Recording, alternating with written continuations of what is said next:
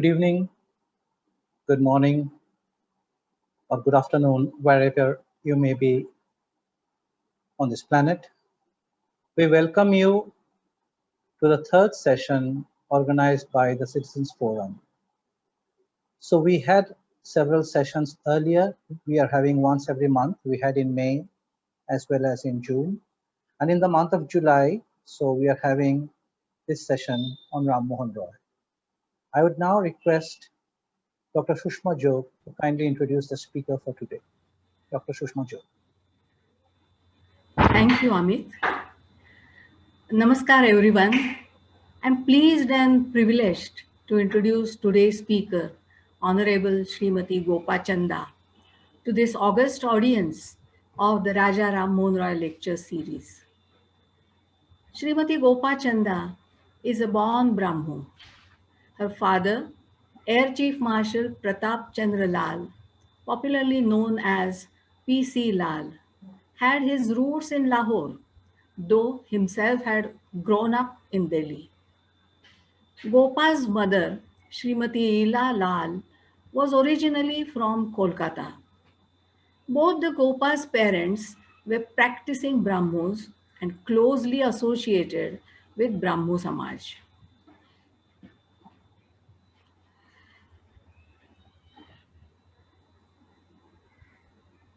Gopa's school education and graduation was in Delhi.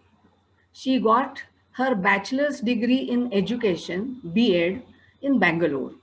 After getting married to Sri Sanjay Chanda, a born Brahmo and a pipeline engineer by profession, Gopaji shifted her base to the northeast India.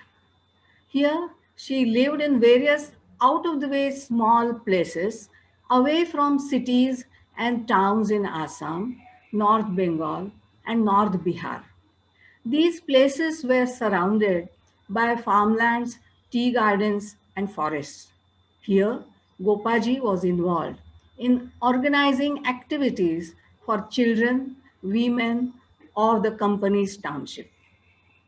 In 1990s, Gopaji returned to New Delhi, and since then, she has been active in Delhi Brahmo Samaj. For about 10 years, she ran the Samaj's free evening school for the underprivileged children and also taught there. She is a member of the executive committee of Delhi Brahmo Samaj. Her other interests are reading, mostly non-fiction books, and traveling. She is in a habit of writing letters and articles about her travel for friends and relatives.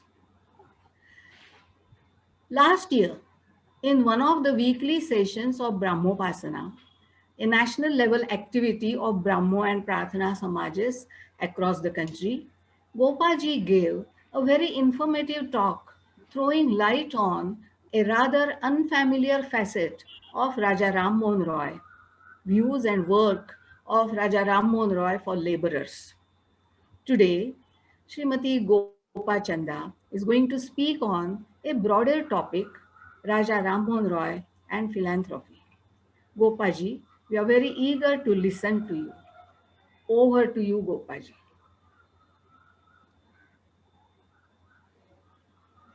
Thank you, Sushma ji. May I request Mrs. Gopa Chanda to address the audience?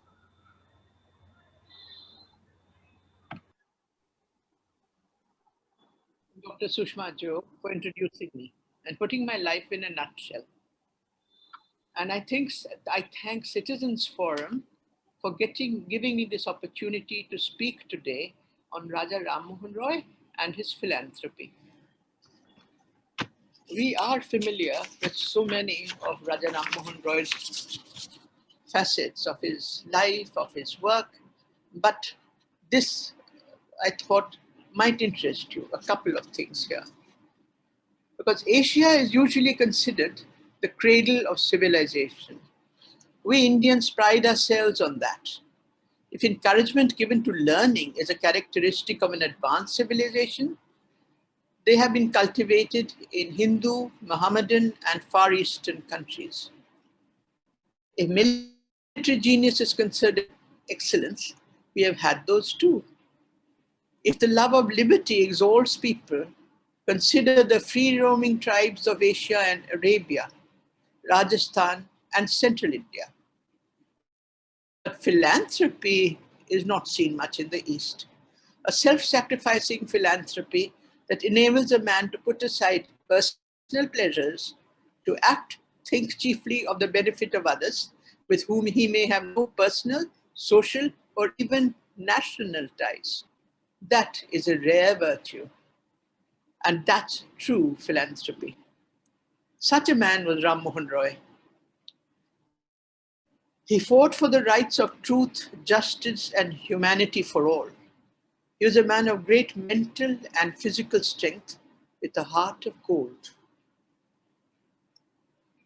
As is well known, Rammohun was born into a prosperous, orthodox, Kuleen Brahmin family in Bengal in 1772.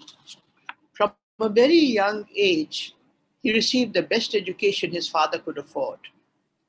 As a child, he studied basic Bengali and Sanskrit in the local school or Pathshala. At age 9, he was sent to Patna. There he learned Persian, the commonly used official language at the time, and Arabic. He also learned Greek and Latin. He also learned maths and philosophy. Through these studies, he also studied the Quran, which shaped his belief in monotheism, faith in the one formless God. And he began to doubt the efficacy of the idol worship as performed in his own family's home. This was the darkest period in India's relatively modern history. Old society and polity had crumbled. Dead traditions and fossilized customs and irrational bigotry choked the life stream of Bengal. As Rammohun grew up, he tried to raise the awareness of men in every sphere. He developed his own strong opinions and beliefs in the practice of monotheism. He defied his parents in their idol worshipping customs and wrote a book on it at age 16. When his parents came to know of its authorship, they were furious. He had to leave home immediately. He walked and traveled extensively on his feet and by bullock cart, because trains or buses in those days weren't available. He went from village to village, seeing how the common man lived and prayed, preaching monotheism all the way. Ram Mohan was interested in knowing all religions. Wanting to see for himself how Buddhism was practiced, he went all the way to Tibet. He was then in his teens. There he discovered that Tibetans were worshipping the Dalai Lama as well as statues of the Buddha. He so strongly disapproved of these customs and rituals and made his opinions known that many men became hostile to him and were planning to kill him. He was warned of it and was spirited away by some sympathetic women. He returned to India even stronger in his resolve to oppose idol worship. He studied Sanskrit and the various Shastras in Benares. Then he learned the various Christian texts in their original languages. He learned Greek, Latin, Hebrew, Hindustani, and several other languages, even Syriac. His brain was like blotting paper, absorbing knowledge of every sort. And he put his knowledge to tremendously good use in many ways. He returned to India even strong. Oh, sorry, missed that out. Rammohun was every woman's knight in shining armor. Using his knowledge of the Hindu scriptures was the most helpful, especially for Indian women. In the Indian pantheon of gods and goddesses, there were several goddesses much revered by all, even till today. And there were several women in ancient history who were highly educated. Amongst them were Maitreyi and Gargi. But women in feudal times were not allowed any education at all. Rammohun made great efforts to emancipate and educate women.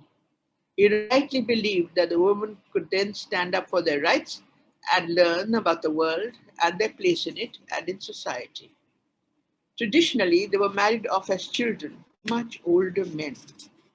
A commonly practiced custom of Gauridan was to marry off a girl before she became 8 years old and to an adult man.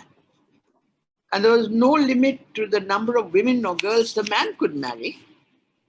Kulin Brahmins could marry the number of women or girls that he would like to marry.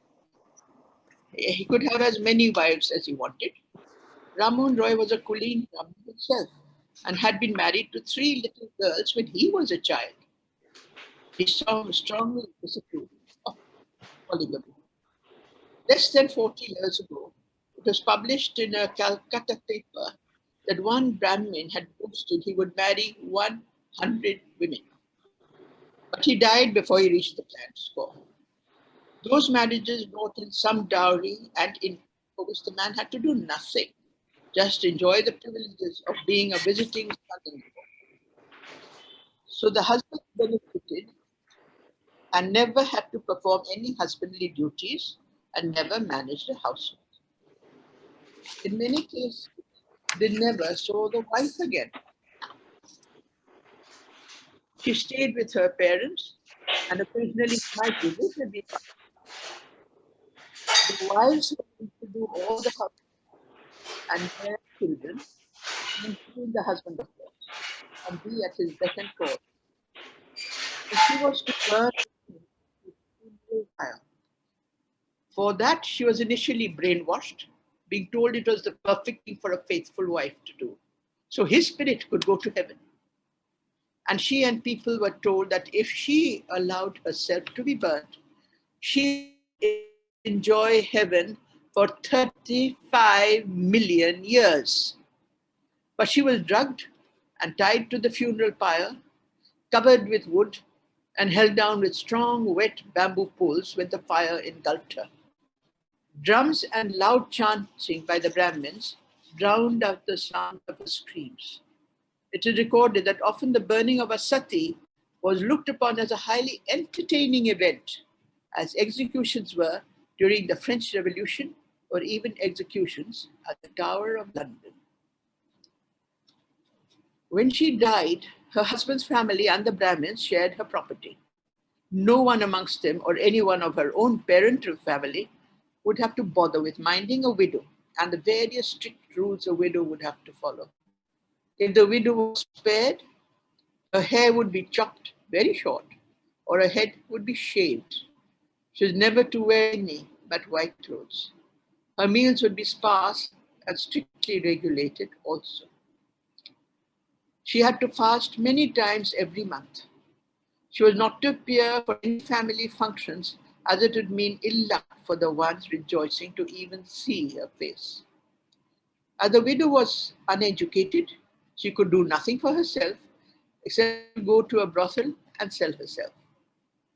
Even today, ashrams in Mathura, Vrindavan, and Varanasi have many ill-educated, lonely widows from Bengal, Bihar, and Orissa. They keep each other company and do some handcrafts they may be able to sell. Some NGOs help them today in various ways. Otherwise, they stay together and literally sing bhajans for their supper. It's a miserable life even today.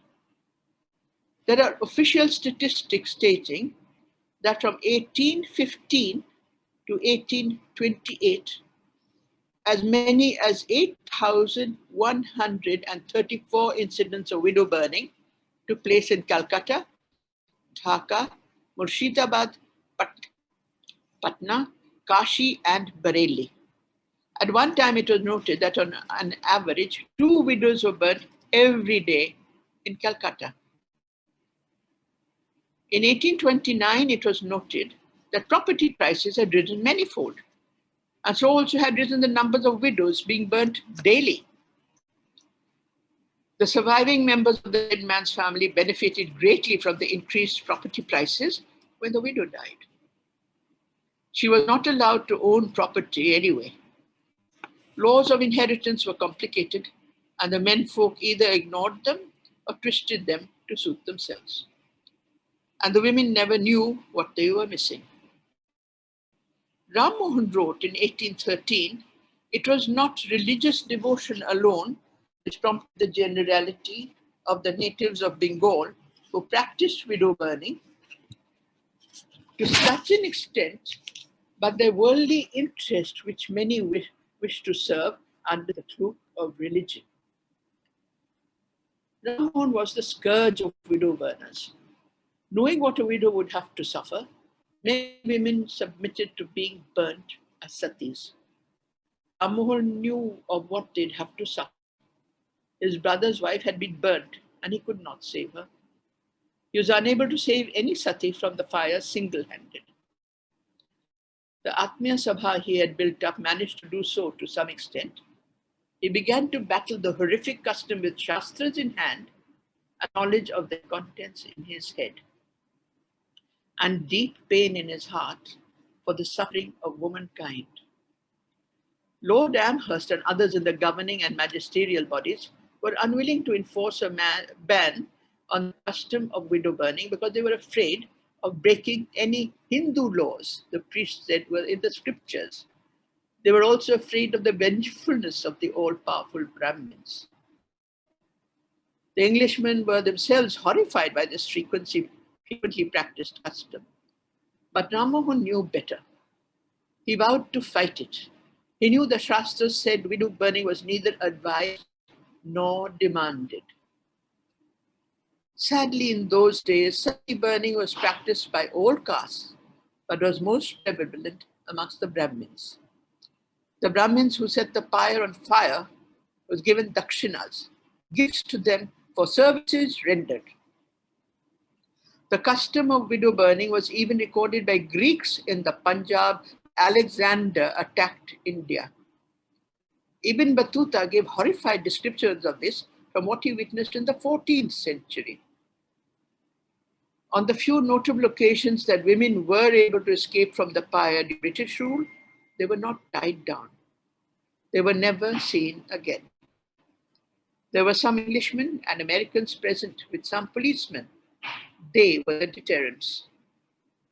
So this terrible custom had been continued for aeons of time. We don't know when or how it started or why. But we do know when it was stopped. In 1829, by the joint forces of Raja Rammohun Roy and Lord William Bentinck and the Privy Council.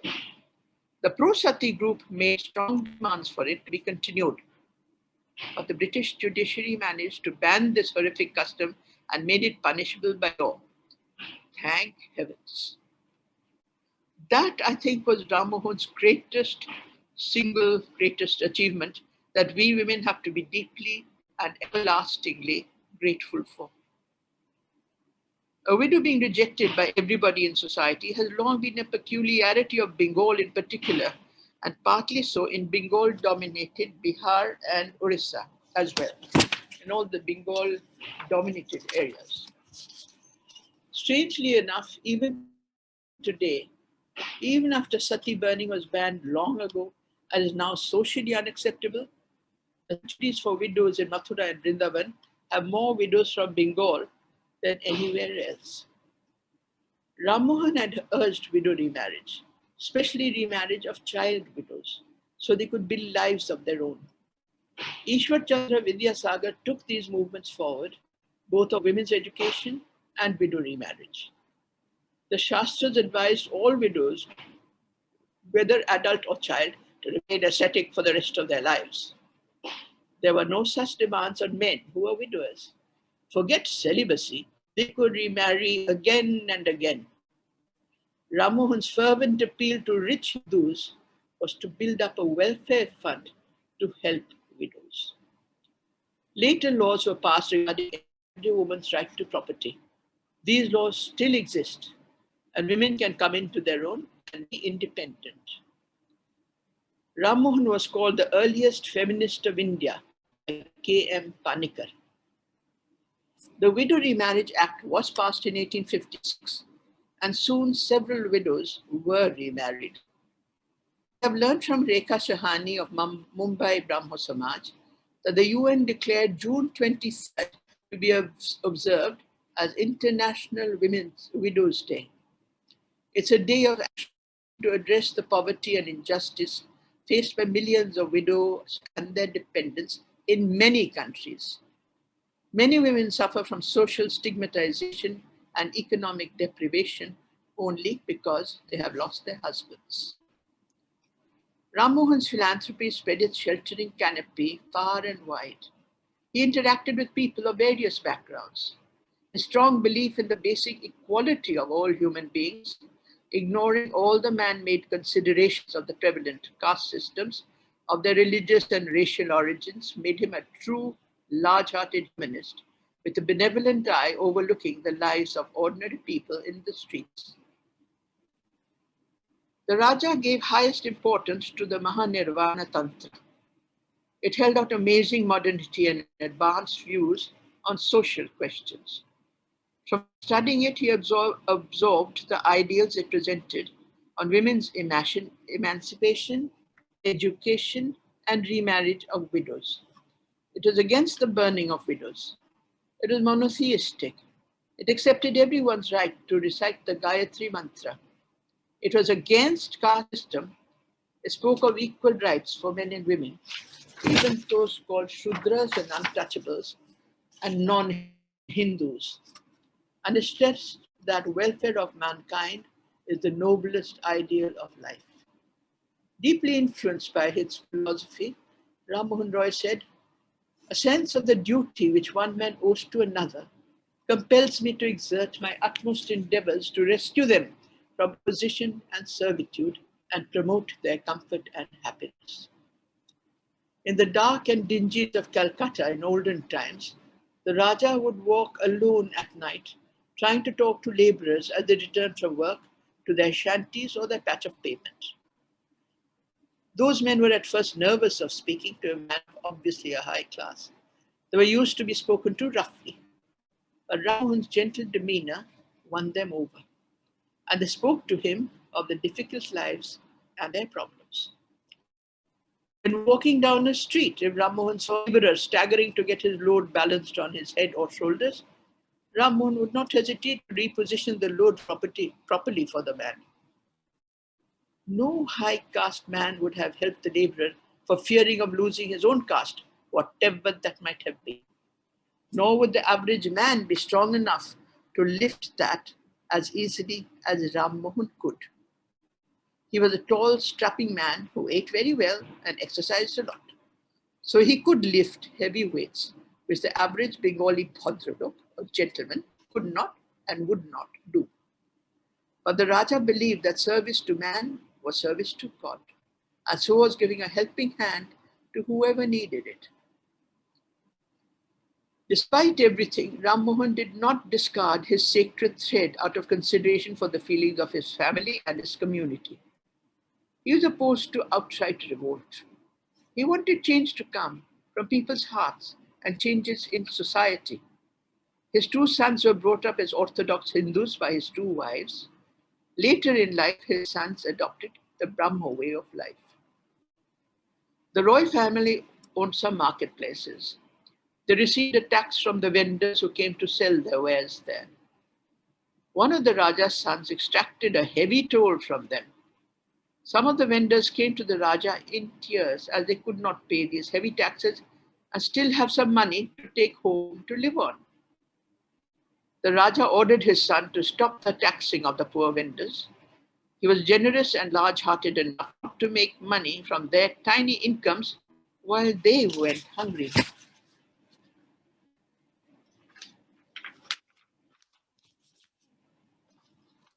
Rammohun was a caste eradicator. Rammohun tried to unite the people of Bengal and all of India by rejecting casteism. His study of various religions had shown him that all spoke of the one Almighty God. But our Brahmin priests made elaborate changes in the rituals to be followed, and the classes of people who were allowed to practice these rituals. The priests dictated the punishments to be carried out in case of infringements of those rules and how sinners were to atone for their sins. The punishments that could be very severe and disgusting even at times having to eat cow dung. Our rebellious, forward-thinking Rammohun tried to break through the inhibiting chains of caste. He would say to people, if you are divided in your own home, if there are those you will not touch, how will you hold them? How will you go forward as a nation? For political, economic, and social reasons, Rammohun was opposed to the caste system. He had said, our caste system is the root of all our disunity. And Karl Marx wrote the same thing in 1853. But unfortunately, casteism still continues to some extent. Rammohun's westernized mentality was influenced a lot by his prolonged contacts with the Britishers he met in various professional fields. He'd started learning English at age 22 on his own. When he worked under John Digby, he learned a lot from him. Actually, Digby realized Rammohun was very intelligent and able to learn quickly. So he took on the job of teaching him English, and he taught his student very well indeed. They were together for 10 years. Rammohun learnt English himself and encouraged Bengalis to learn English, and also for Englishmen to learn Bengali, so that the people could understand each other and also socialize. It would serve them well. He himself started an English Bengali school called the Anglo-Hindu School, where both languages were used. Rabindranath Tagore studied there, as did Rammohun's younger son. Rammohun was a multilingual educationist and promoter of science. He helped to establish public education in India on the basis of real and useful knowledge, more particularly of science and the application of science in industry. He realized that without the radical reform of the educational system prevailing in India at that time, it would not be possible to awaken the nation from the slumber of centuries. This is quoting Sm.Gopa Chanda. The entire education system needed to be overhauled. What was needed was a rational and scientific education so that India could once again occupy her rightful place in the Committee of Nations. From that vision came into being the Hindu College, later renamed Presidency College, which has seen the rise of many scientists such as Satyendranath Bose and Meghnad Saha, who have great achievements to their names. The Raja wanted European-style schools to teach science subjects, and that too in English. He himself wrote books and articles on various subjects in Bengali, like geometry, geography, astronomy, acoustics, magnets, balloons, behavior of fish, and so on. He printed these on a printing press of his own making and distributed them for free, as he did for his translations of the Hindu scriptures. Knowing about those translations from Sanskrit scriptures infuriated the orthodox, the Brahmins. There were efforts to destroy the printing press and to kill him too, but Rammohun persisted. Western-style education was essential for India's progress. Till Rammohun came on the scene, only high caste men were educated. At first in childhood, they learned Bengali as Rammohun himself was taught, then added Sanskrit to that. Then they studied in Sanskrit colleges, of which there were many, but did not stop. That did not help the country progress at all. The British were funding even more Sanskrit schools in various cities. Rammohun urged the British to open schools of European-style teaching, not to keep financing even more Sanskrit schools, which were continuing to teach everything that had been taught by Brahmin Pandits for 2,000 years, and most of it by rote. It was suggested that some of the Pandits be given a pension, allowances, and rewards. Others were to be encouraged to carry on research and be engaged in creative work. He himself established a Vedanta college where an effort was made to modernize the teaching of Sanskrit. And whereas normally education in Sanskrit took many years, he reformed the system. There Rammohun himself shortened the course and introduced critical studies instead of learning by rote. He thus made the study of Sanskrit meaningful and practical for that age and the future. In this college, Rammohun introduced education through the mother tongue, that was Bengali, and also started imparting Western knowledge in English. He was the first writer of scientific subjects in the vernacular, and he was the first to write and publish Bengali prose and hymns. He composed songs and hymns himself for the Brahmo Samaj, where they are still used in community singing. His prose writing included a book on Bengali grammar, which was much used. And for the essays and articles he himself wrote and published, he even wrote out instructions on how his books were to be read. Because until then, all writing was in the form of poetry. He opened the gates of literature for the commoners. Rammohun agitated against many things. One very important long-standing battle was against the East India Company's monopoly of the salt trade in India. The salt was collected by Indian laborers called Malangis. They were underpaid. They suffered a lot from their work in the open, in the terrible heat and glaring sun. And handling masses of the corrosive salt in the salt pans was a terrible but necessary job.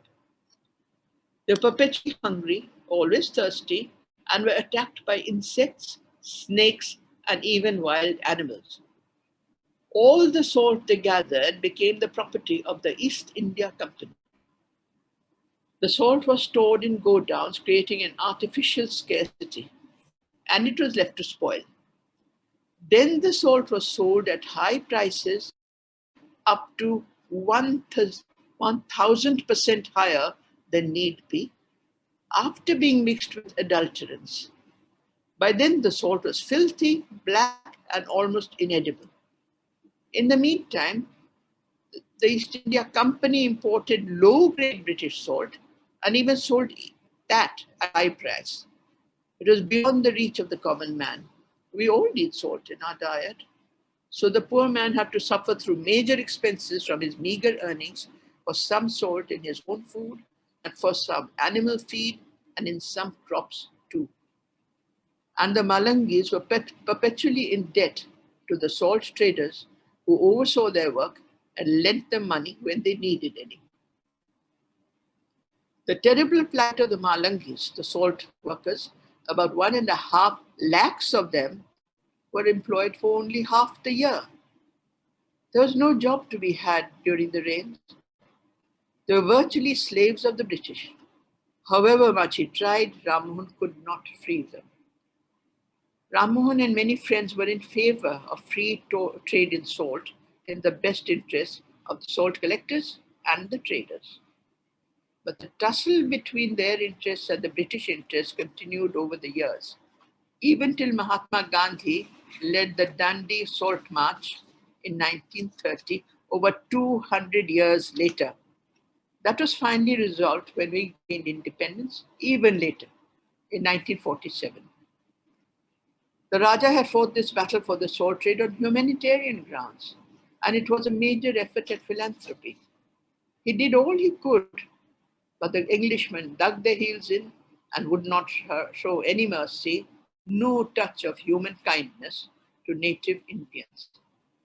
They were determined to make the most money at our expense. Rammohun was the first person in our country to initiate discussions on the problems of peasants. He studied ancient Indian history and its jurisprudence and discovered the peasants enjoyed absolute ownership. In the olden days, they enjoyed absolute ownership of his land, and the land rent was fixed. In the Middle Ages, the peasants' rights were interfered with. During the British rule, the permanent settlement deprived him of all his rights, and the zamindar was declared the unquestionable proprietor of the land. But no such right belonged to the cultivator. Now, the wealth of the landlords had increased, but the cultivator was no better off. The Raja appealed to all authorities to devise some method of alleviating the miseries of the peasantry of India, felt that it could be adjusted.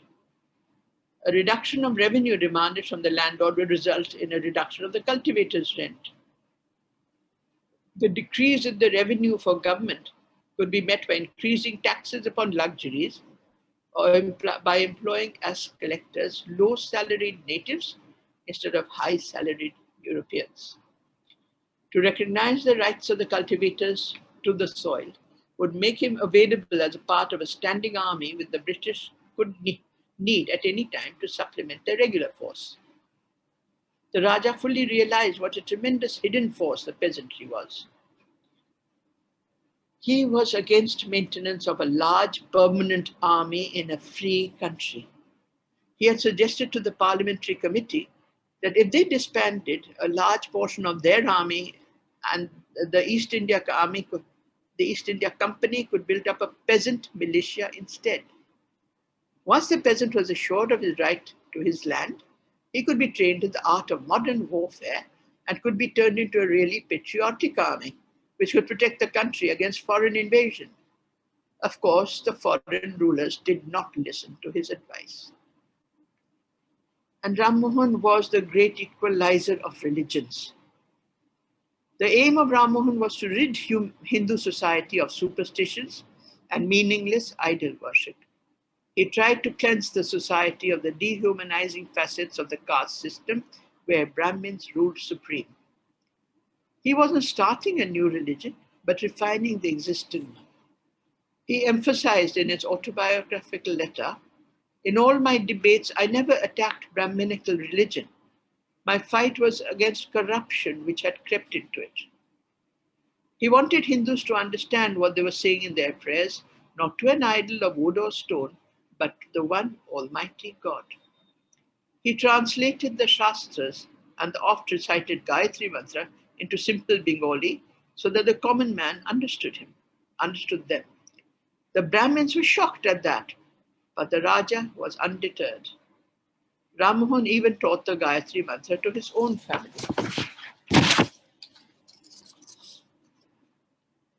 Rammohun welcomed all people of all colors, castes, and creeds, and nationalities into the Brahmo house of worship, so long as they worshipped one God.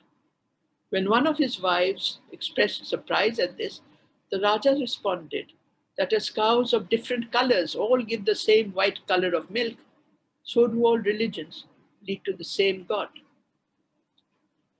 Rammohun rejected the Hindu custom of hereditary Brahmin priesthood. Therefore, Brahmo ceremonies are always conducted by erudite men and women of the community.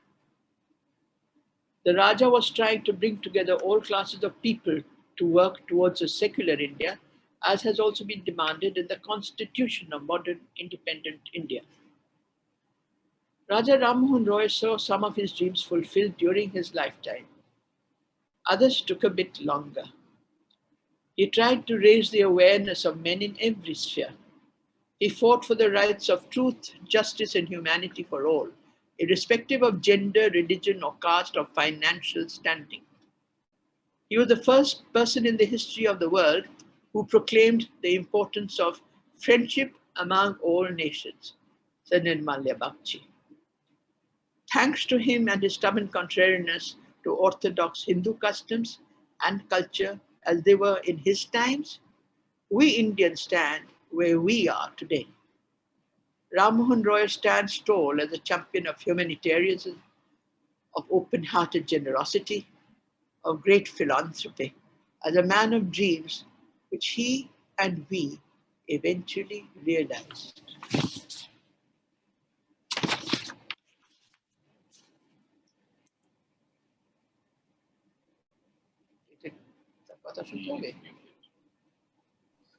Thank you, Gopa Chanda, for this wonderful insight on Rammohun and his philanthropy. And I wish that we had more to hear from you because we were getting engrossed in the topic and we would have loved for you to go on.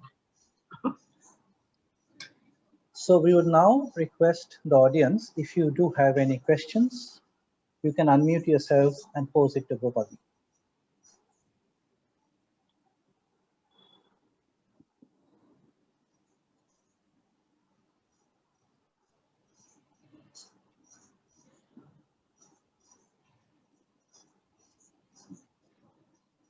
If you do have any questions, please unmute and you can pose the question.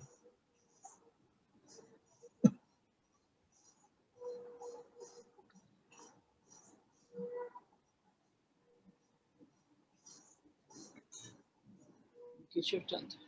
23.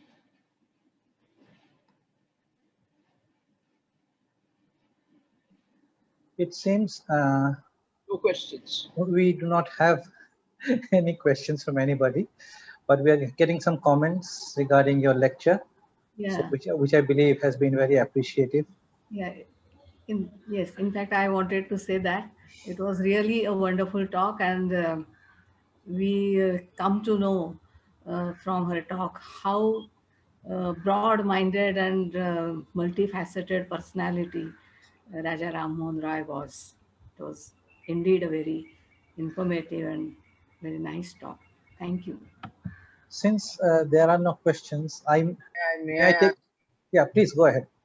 I'm Sudhir Chakraborty. I don't know anything about Rammohun because when I was a graduate student, I read Rammohun in a small portion actually.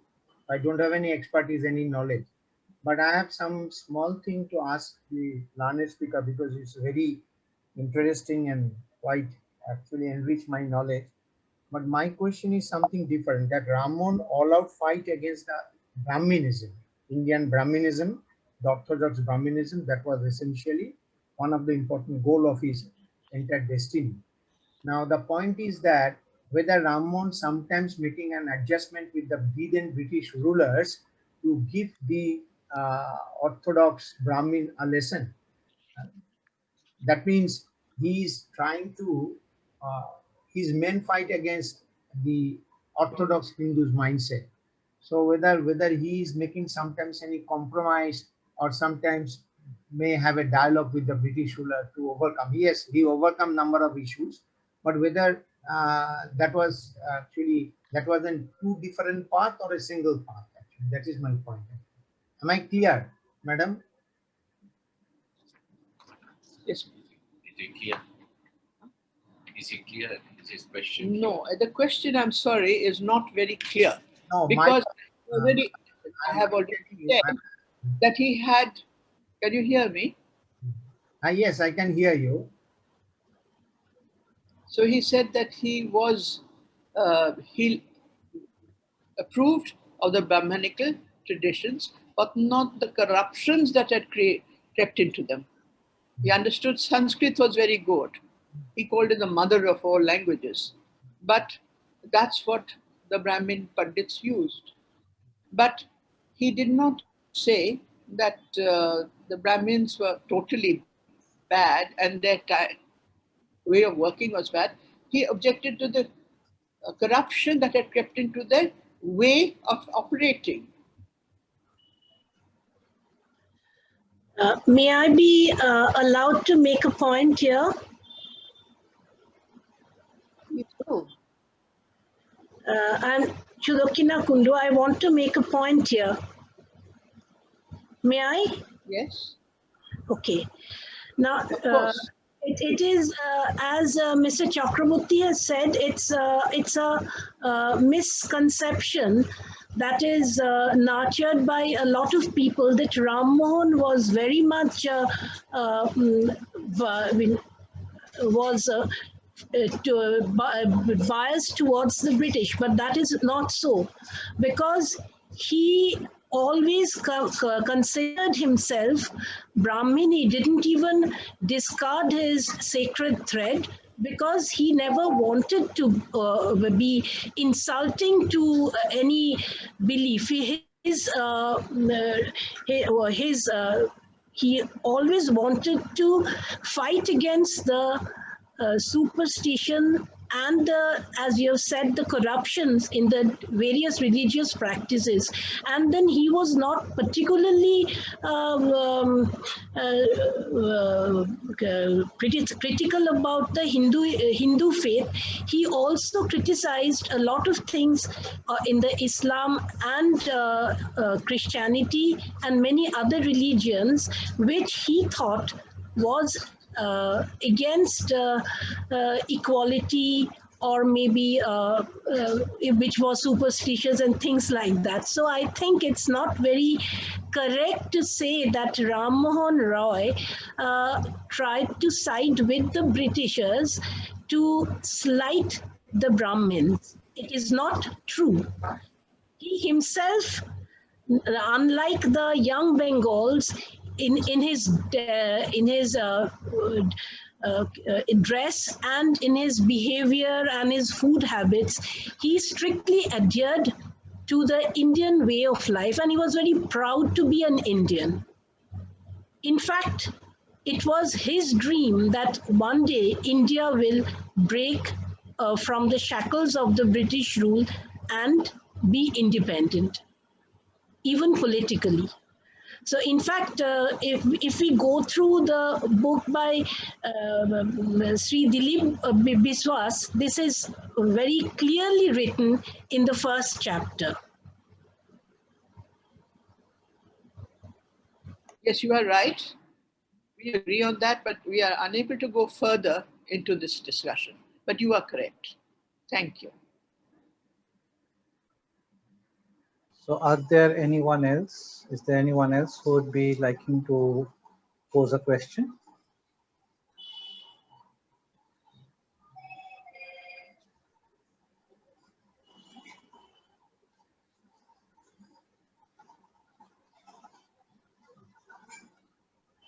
It seems we do not have any more questions. May I request Mrs. Malavika Nagarkar to propose a vote of thanks? But before that, may I say something? I mean, it's not a question, Yeah, but please. I would like to express the appreciation for the terrific work done to clarify many of the thoughts of Raja Rammohun Roy very clearly in this talk. And this discussion about the traditional Hinduism and that is clear. But one of the very important thing which I think I would like to highlight, Raja Rammohun Roy was very unusual in his thinking, that he believed a lot of good things in the British ways that he wanted to bring to India. That is why he insisted that English should be taught so that knowledge could come to us. And because he realized knowledge was available in those Western countries at a much higher level in those years, and they needed to be passed on to the masses. And that is a very important issue, which I think, he insisted on. And I understand that in the British Parliament, they laughed. Here is an Indian wanting to learn English. So these are, I think, some of the very important things which are relevant in today's context, because our nation has gone up so much thanks to his foresight in passing on religion, through the religion process, the knowledge of science, knowledge of technology, and so on and so forth. That's what I'd like to add. Thank you. So thank you, Mr. Sarkar. May I request Malavika Nagarkar to propose a vote of thanks? Thank you, Amita. I hope I'm audible to everyone. You are. Thank you. On behalf of the Citizens Forum for the celebration of the 250th birth anniversary of Raja Rammohun Roy, I'm indeed very happy to be here to extend the vote of thanks. How do we adequately thank someone who has in such a simple way and so clearly made her topic make us think? Gopati's talk has given us the context of Rammohun Roy's times and the shameful traditions that had continued blatantly for centuries, dictated to people as religion. It is against this backdrop that we understand the philanthropy of this great father of modern India, a pioneer whose philanthropy was founded on strength of mind, the courage to stand up against society and outdated laws, an open mind and heart, a learning attitude, a readiness to admit of mistakes made and correct oneself, a sense of humanity and humaneness and duty, and not just living with a self-centered satisfaction with what one has and no thought for others, but with an eye, mind, and heart for what was happening around and its injustice to helpless people, and to question it boldly and demand change. Gopadi, thank you very much for giving us so many details to understand how Rammohun Roy's eye saw all the injustices and exploitations that had dominated Indian people, keeping them in darkness for centuries. Thank you, Gopadi, for reminding us of the heritage of our Brahmo ancestors, which our Brahmo ancestors have given us. And let us live by this faith that has come to us in one Father, whose children all of us are. Thank you very much, Gopadi. We really are now thinking. Thank you. Thank you for your appreciation. So thank you, Mrs. Nakarkar, for those words of. Yes, Amita, I'm handing it over to you. Thank you. Thank you, Malavikadi, and thank you, everybody. So I believe that we have had a very nice session today, and we continue to have these sessions every month. We have another session next Sunday, which will be at 6:30 p.m. So this will be organized by the 250th year celebration committee of Rammohun. So do join us. I will share the link to everybody. So hope to see you there. Meanwhile, we will call this program to an end, and thank you everyone for attending. Have a nice day and have a nice evening. Thank you.